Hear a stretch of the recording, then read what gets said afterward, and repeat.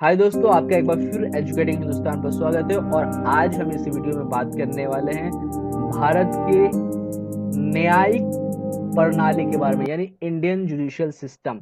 Indian judicial system क्या होता है, यानी कि न्यायिक प्रक्रिया क्या होती है। जैसे आपको पता है कि जब आप समाज में रहते हो, जब आप लोगों के साथ रहते हो, तो कभी कभी आपस में भिड़त हो जाती है, लड़ाई हो जाता है, डिस्प्यूट हो जाता है, और भी बहुत सारी चीजें होती है। कभी कोई लोग किसी को परेशान करने लगता है, कभी कोई किसी की प्रॉपर्टी हड़पना शुरू कर देता है। तो इस तरह की समस्याओं के समाधान के लिए हर राज्य के अंदर, हर देश के अंदर एक न्यायिक प्रक्रिया होती है। तो भारत का भी एक न्यायिक प्रक्रिया है। तो आज हम जानेंगे भारत की न्यायिक प्रक्रिया के बारे में। तो आइए, जैसे आप यहाँ पे एक देखिए, यहाँ पे एक फोटोज आपको दिखेगा जिसमें लॉ, वायलेंस और हैमर्स दिख रहा है आपको। ये एक सिंबल्स है जस्टिस का। लॉ मतलब एक कानून होता है हर देश का, जिसके हिसाब से जो भी डिस्प्यूट होता है, वो डिस्प्यूट का जो सजा सुनाना होता है या जो फैसला जस्टिस देना होता है, वो उस लॉ के कानून के हिसाब से दिया जाता है। जैसे हर देश का एक अपना कानून होता है, हमारे देश का भी एक अपना कानून है। फिर ये वायलेंस का मतलब क्या होता है कि दोनों चीजें, जो भी सिटीजन है वो इक्वल होता है। जो ऑफेंडर्स है, मतलब जो जुर्म करने वाला है, और जो मुजरिम है ना, उनको सजा मिलनी चाहिए।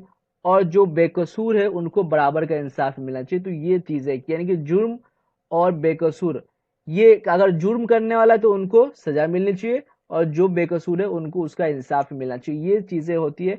और आप हमारे देश के जो सबसे बड़ी अदालत है, जिसको हम सुप्रीम कोर्ट बोलते हैं, आप यहाँ पे देख सकते हैं। अब भारतीय अदालत सिस्टम का मतलब क्या होता है? द इंडियन जुडिशियल सिस्टम क्या करता है? ये कॉमन लॉ को फॉलो करता है। जो ब्रिटिश के टाइम पे, यानी अंग्रेजों के टाइम पे, जो औपनिवेशिक विरासत के समय में जो कानून प्रक्रिया थी, उसके से ही ये अडॉप्ट किया गया है। लेकिन जब भारत 1947 में आजाद हुआ, तो ये लॉ खत्म करके उन्होंने अपना एक लॉ बनाया, जो 26 जनवरी 1950 से भारत के संविधान लागू हुआ। और उसमें सारी चीजें लिखी है कि भारत का राज या भारत देश किस तरह से चलाएगा, और कौन सी समस्या के लिए या कौन सी प्रक्रिया में किस तरह का लॉ या किस तरह का कानून का इस्तेमाल करके सजा दिया जा सकता है या इंसाफ दिलाया जा सकता है। और किसी भी देश के अंदर जो कानूनी प्रक्रिया होती है, वो उस देश की व्यक्ति को, उस देश के नागरिकों को सुरक्षित रखने के लिए, उसके अधिकार को बचाए रखने के लिए, और उसके भले के लिए ही अदालत की प्रक्रिया या अदालत सिस्टम बनाया जाता है। तो अब हम जानते हैं अदालत हमारे भारत के अंदर कितने तरह का है। तो अगर हम बात करें तो हमारे से अंदर जो सबसे पहला या सबसे उच्चतम जो है, नंबर वन पे या टॉप पे जो है, वो है सुप्रीम कोर्ट। सुप्रीम कोर्ट जो होता है वो अपील अदालत होता है, जिसके अंदर जो है भारतीय जनता या जो भी पॉलिटिकल पार्टीज या गवर्नमेंट्स जो है, वो अपने डिस्प्यूट रिजॉल्व करने के लिए हाई कोर्ट के जो डिस्प्यूट होते हैं उसको सुप्रीम कोर्ट की तरफ लेके आता है। हाई कोर्ट के बाद आता है डिस्ट्रिक्ट कोर्ट।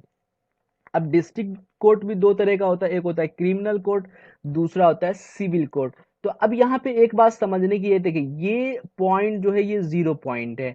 अब जीरो से ये ऊपर जाता है, फिर ये इधर आता है। तो अब डिस्ट्रिक्ट लेवल पे जो चीजें शुरू होती है, वो दो तरह की होती है, एक तो क्रिमिनल होती है, दूसरा सिविल। क्रिमिनल का मतलब क्या होता है कि लड़ाई झगड़ा मारपीट की जो बातें होती है या उसका जो भी मामला होता है, वो क्रिमिनल कोर्ट के अंदर आता है।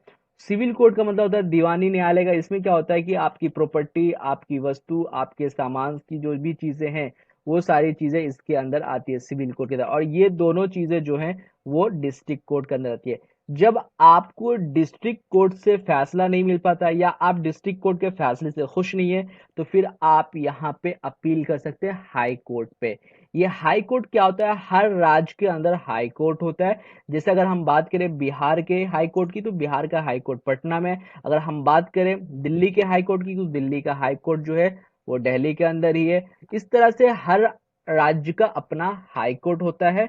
और हाई कोर्ट के फैसले से खुश नहीं है, तो फिर आपके पास अधिकार होता है कि आप अपनी अपील सुप्रीम कोर्ट तक ले जा सकते हैं, जो देश की सर्वोच्चतम न्यायालय होती है, जिसको हम सर्वोच्च न्यायालय या एपेक्स कोर्ट के नाम से भी बोलते हैं। ये लास्ट ऑप्शन होता है, इनका फैसला अंतिम फैसला होता है। तो ये हमारे भारत की न्यायिक प्रक्रिया है मेनली। अगर हम देखा जाए, इसके अलावा और भी चीजें होती है जो स्पेशलाइज कोर्ट सिस्टम होता है। ये स्पेशलाइज्ड कोर्ट क्या होता है कि डिस्ट्रिक्ट लेवल पे यानी कि जिला स्तर पे क्या करते हैं कि जब किसी को बिजनेस का कुछ इश्यूज फंस गया हो या फैमिली कुछ इश्यूज हो गए हो, तो ये स्पेशली उस इश्यूज को रिजॉल्व करने के लिए इस तरह के कोर्ट का एस्टैब्लिश किया जाता है। दूसरी चीजें क्या होती है कि अगर हम बात करें तो अल्टरनेटिव डिस्प्यूट जो भी होता है यानी कोई भी वैकल्पिक समस्या हो गया उसके समाधान के लिए क्या होता है कि एक लोक अदालत होता है। अब लोक अदालत क्या करता है कि जो स्टेट है या डिस्ट्रिक्ट या सब डिस्ट्रिक्ट जो भी कोर्ट है वो एक सर्विस कमेटी बनाती है जिसमें गांव के लोगों को होते हैं और भी लोग होते हैं और कोर्ट से भी लोग होते हैं। ये ऐसे मामलों पे फैसला देती है जो मामला कोर्ट के अंदर बहुत दिनों से फंसा हुआ है या उस पर फैसला नहीं हो रहा है, तो इसको जो ग्रामीण लोग होते हैं या जो क्षेत्रीय लोग होते हैं वो सब आपस में मिलके उस पर फैसला करते हैं और उसको लोग माना जाता है, जिसको हम अपनी गांव की भाषा में बोल सकते हैं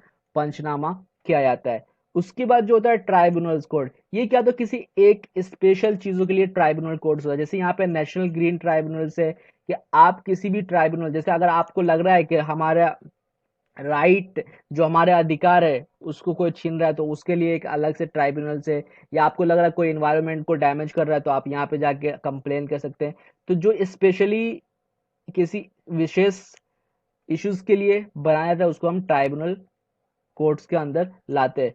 फिर उसके बाद बात आती है ग्राम न्यायालय जी। ये हाँ ये सबसे इम्पोर्टेंट और जीरो से भी जीरो लेवल का अगर देखा जाए तो ये सबसे बड़ा कोर्ट होता है जो आपको हर तरह की परेशानी से समस्याओं से बचाने में हेल्प करता है। जिसके आप यहाँ पे देख सकते हैं कि और आप सब जानते हैं कि हमारे गांव में एक पंचायत सिस्टम होता है, पंच सिस्टम होता है या जिसको हम सरपंच साहब बोलते हैं।